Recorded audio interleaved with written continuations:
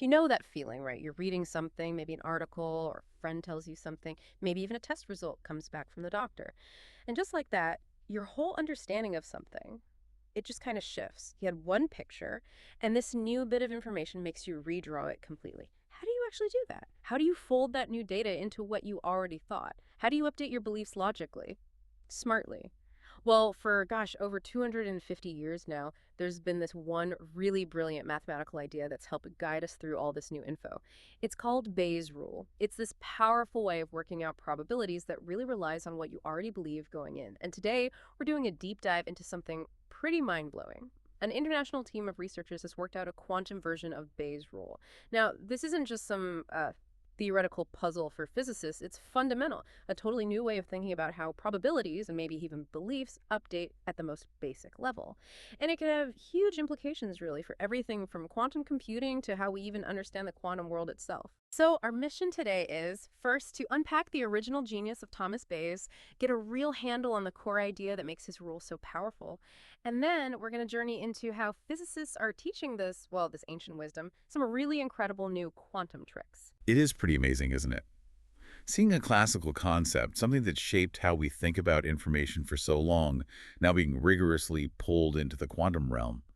It's really about putting numbers on how our certainty, or maybe our degree of belief, changes even in that really strange domain. Okay, let's get into it then. Where does the story start? We're going back quite a way, right? We are back to 1763, actually, with an essay published after the author died, Reverend Thomas Bayes. The title was pretty straightforward. An essay towards solving a problem in the doctrine of chances. Huh, published after he died. It makes you wonder what he'd think about how long his idea has lasted. Absolutely. And the basic idea he laid out is, well, it seems simple on the surface, but it's incredibly powerful. Basically, the chance you assign to something happening is really influenced by what you already believe or what you know about the situation. It's all about conditional probability, how the probability of, say, event A changes given that event B has happened. It's not just raw chance. It's chance informed by prior knowledge. Right, let's make that really concrete. Imagine you're feeling a bit rough, coughing, maybe a bit feverish. You already think, okay, something's up. Then you take a flu test and it comes back positive.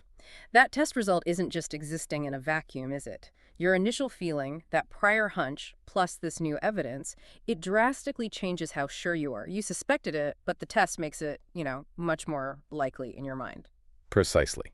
And Bayes' rule gives you the actual math to calculate that updated likelihood of having the flu. It looks at the test result, sure, but also how accurate the test is, because let's face it, no test is perfect. And crucially, it factors in your starting point, your initial assumption about your health, that prior belief. So prior belief plus new evidence gives you this updated, more informed, posterior belief. Something I've always found really interesting about Bayes is how it treats probability. It's not just about how often things happen, like flipping a coin. It feels more like a measure of belief, a personal confidence level. That's a really sharp point. And it actually touches on a long-running discussion, even a debate among statisticians. Some definitely prefer that objective view. Flip a fair coin a million times, you'll get roughly 50% heads. It's about frequency. But Bayes offers a more, let's say, subjective take. Probability quantifies our degree of belief in something. When you're dealing with situations where you have prior knowledge or assumptions are really important, maybe a unique event, or you only have a little bit of data, this belief angle makes Bayes' rule just essential. It kind of acknowledges our intuition, our starting knowledge, but gives us a structured way to update it. And its impact has been huge, just everywhere. We're talking doctors using it for diagnoses, weather forecasters, predicting storms. Oh, absolutely. And the algorithms in data science, machine learning. Right. Even the spam filter in your email. It's foundational for making smarter guesses, better decisions in so many different areas. It really highlights how we naturally work, doesn't it? We're constantly taking in new information and fitting it into what we already know. Bayes just gives it mathematical rigor. Okay, so let's dig into how it does that. There's this underlying idea, this principle of minimum change. That sounds important. It's not just a math thing, is it? It feels intuitive, like conserving mental energy or something. It is intuitive. Conceptually, it just means when you get new information, you update your beliefs in the smallest way possible that still accounts for the new facts. You don't just throw everything out and start over. You make the most efficient, the most subtle tweak needed. It's about being conservative with your beliefs. Only shift them as much as the evidence forces you to. mathematically, yeah, it minimizes the difference between the old and new probability picture. So back to the flu test. If you felt sick, but the test came back negative, minimum change means, okay, you're less likely to have the flu now than you thought before the test, but it doesn't automatically mean you're perfectly healthy, right? Exactly. Your belief shifts, but minimally, just enough to accommodate that negative result. You might still have a cold or something else entirely. You keep as much of your prior understanding as possible while incorporating the new data point. Like nudging your internal probability map, not erasing it. Precisely. It's elegant, really, and efficient. Okay, that's the classical world. Feels pretty solid. But now, the quantum realm. That just feels like a totally different ball game. Why would scientists even think a quantum Bayes rule should exist? What is it about quantum mechanics that makes it ready for this kind of, well, belief updating? Well, the fascinating thing is that quantum states are probabilities in a really fundamental way that classical states just aren't. Think about a particle. Before you measure it, its quantum state describes the probability of finding it here or there or over there all at once. Oh, It's in a superposition. the famous fuzziness. Right.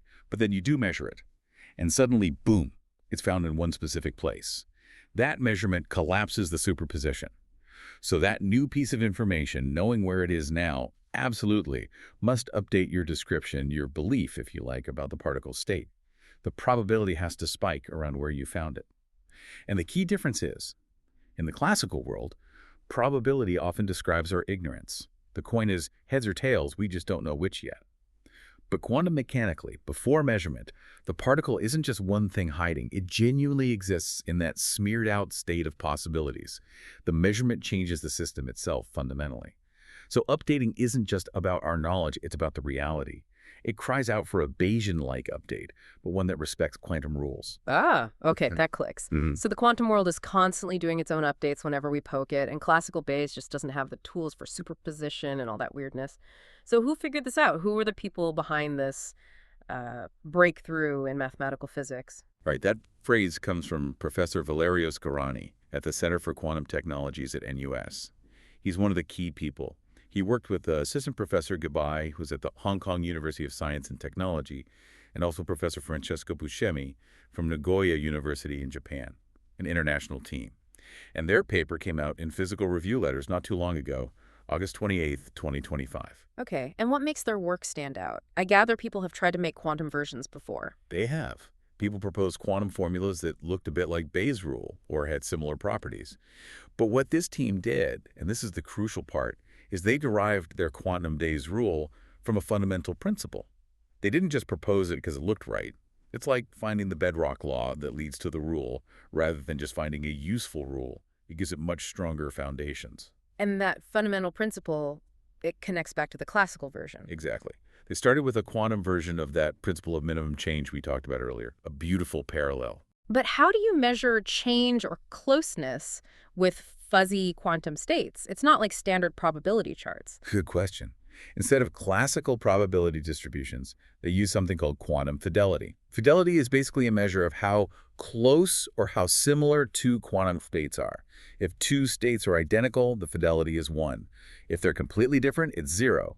So their goal was to maximize this fidelity between the before and after states, which is the quantum way of saying minimize the change. Okay, maximizing closeness, minimizing change. Got it.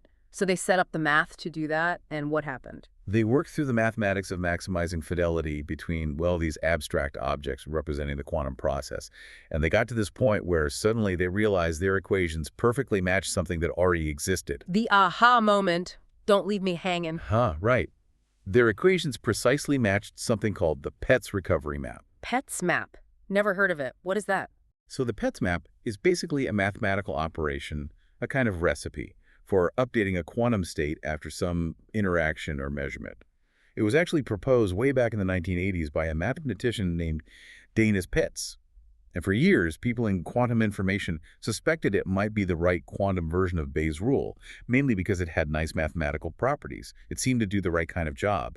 But nobody knew why it was the right one, fundamentally. It felt like a really good guess that worked, but it lacked that derivation from a basic principle. So this team didn't invent the Petz Map, but they showed why it's the right answer by deriving it from this deeper quantum minimum change principle. Exactly that. As Professor Scarani pointed out, It's the first time the Petz map has been shown to emerge naturally from a higher physical principle. And that's huge. It validates using the Petz map, not just as a handy tool, but as something fundamentally correct about how quantum information works. It really elevates the Petz map, you see, from being just a useful formula that seemed to work well in specific cases to being the answer derived from first principles. It's not just validating a tool, it's confirming our understanding of how information and, well, belief gets updated in quantum systems. It moves from this works to this works because it reflects a fundamental truth. That really is significant. Okay, so moving beyond the theory, what does this mean practically? Where might this quantum Bayes rule, this Petz map, actually show up?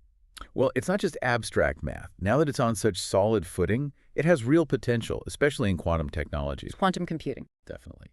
Think about quantum error correction. Quantum computers use qubits, which are incredibly delicate. They get easily messed up by noise from the environment. Keeping those qubits stable and correcting errors is maybe the biggest challenge. A robust quantum Bayes rule, like the Petz map, could give us a much smarter way to figure out the state of the qubits even when errors are happening, and then correct them more effectively, like a better filter for quantum noise. Okay, that makes sense. And you also mentioned quantum machine learning. That sounds very futuristic. It does, doesn't it? But it's a serious area of research. Imagine quantum algorithms that can learn from data and adapt, maybe much faster or more powerfully than classical ones. This quantum Bayes rule could be a core component, allowing quantum systems to update their knowledge based on new data in a principled quantum-native way.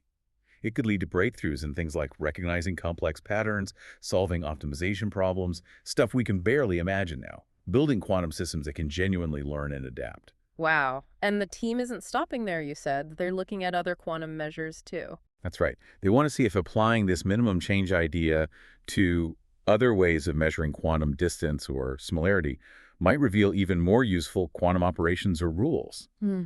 It feels like we're just scratching the surface of understanding information processing at this fundamental level, like a whole new chapter is opening up.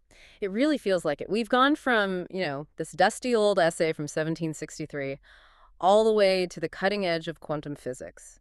It just shows how a powerful, fundamental idea about updating beliefs can keep evolving, learning new tricks, and opening up totally new frontiers centuries later. It really speaks to the power of those core principles. And maybe here's something for you to think about. If a classical idea about belief and probability can be so deeply reimagined for the quantum world, what other basic principles that we take for granted might have hidden quantum versions just waiting to be found? And how could finding them completely change our picture of how information works, how learning happens, how beliefs form, at the very deepest level of reality? This deep dive into our quantum future, it feels like it's only just getting started.